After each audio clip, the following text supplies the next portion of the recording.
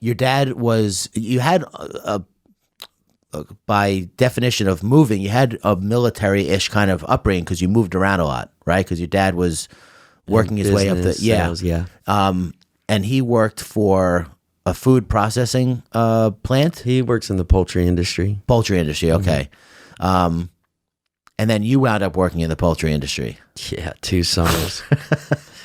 Now there's Is a that your favorite job? and you know that as I also talk about in the book, you know that those 2 summers and jobs, they just gave me an entirely new perspective and appreciation, not only for the hard-working Americans that are in the food industry, but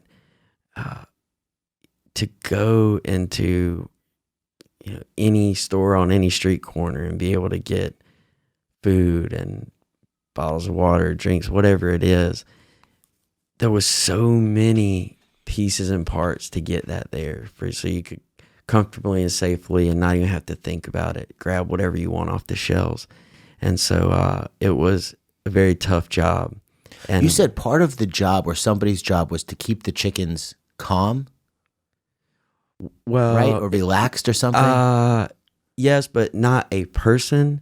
They go through at the beginning stages of the processing facility.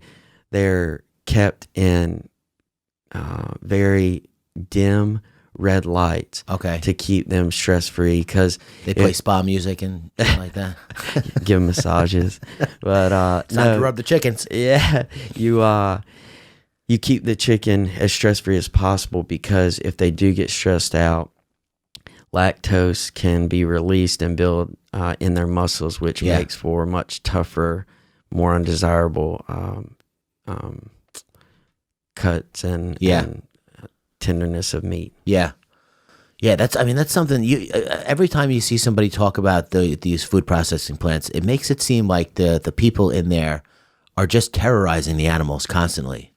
Which is, it was interesting for me to learn that that's not the case. It's actually the opposite. They do the best they can to keep everything cool and calm. Absolutely. While they're, I can't obviously speak for every processing facility across the country or the world, but Amick Farms and where I worked in that facility, no one wants to hurt animals or like do anything evil like that. It's a necessary evil to have that process to feed families and people across the country.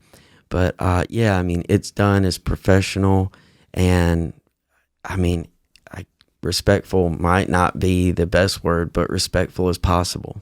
Well, like you said, it's I'm always looking at people who probably don't know much about anything as far as it goes to make food and make sure that, like the people who challenge the GMO companies and the food processing plants. It's like, do you want to starve or do you want to be right and be righteous? Yeah, I'd rather not starve. Exactly. You know what I mean? If they need to inject the chicken in with drugs that makes it grow to full size in 3 seconds, do what you got to do, because our population is ever increasing, ever growing, and the demand is ever growing. Point. Yes. So how are you not gonna allow science to try and figure out a way to keep people literally from starving to death? Yeah, because that's what it is.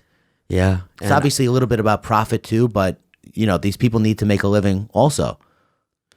Yeah, you're exactly right. And when you obviously, if it's not being done the correct way, it needs to be addressed. But the people that really slam the food industry and all these things, you're exactly right. One, do you not want food on your table? But also, the people that are taking the brunt of that criticism are amazing, hardworking Americans that are out in their fields working 15 hours a day under the sun, thankless in job, the cold, in the elements, just good salt of the earth farmers that are working day in and day out just to feed your family with no recognition. Yeah. A life of every single day, your hands are dirty. You're out in the elements. Unless you are just super stable, successful farmer, a lot of times you're probably worried about finances, you're stressed, you're worried about feeding your own family when ironically you're feeding the rest of the country. Yeah. So, criticize if there's something actually wrong, but try to focus on being thankful and grateful that we have the food and things that we do and the comforts we do. Yeah, try to just focus on being thankful and grateful in general, because it must drive you nuts to see what you've seen and been through what you've been through and see people complain about the most petty, trivial shit you could possibly imagine. That's how good things are in America. People will, I said to my wife a couple of months ago, I'm like, things are so good. They're back to arguing about whether or not the earth is flat. Like, that's how few problems we have in this world. They're like, I'm going to go back a few hundred years and get a problem that doesn't even exist anymore, and I'm going to fight about that. Yeah, no, you're exactly right. And I learned I had to address this issue, if you will. Yeah, how do you handle it? Please tell me, because I'm struggling. I spent 3 years at Walter Reed. I used my last 6 months there because I knew I was just going to be waiting on my paperwork to return to allow me to medically discharge from the military. So I did a couple of things to occupy my time. I did 2 internships. Got my security clearance. I worked with an intelligence agency every single day, 5:30 in the morning, hit the gym, got on the metro or in my car, took off, did my internship all day. And then my other internship was, I was thinking about politics at the time for a little while. And I did an internship on Capitol Hill to get a feel for if I wanted to spend time and energy and effort going down that path. But through all that, I was doing paperwork and admissions process stuff to go to school after I got done with my recovery. I get done my 3 years at Walter Reed. I drive out of the gate and I drive straight down to Columbia, South Carolina to move into my small 1-bedroom apartment to start my college career as a freshman. First day, walking past a group of people, like, what's going on? Like, I don't have any service right now. Facebook won't load.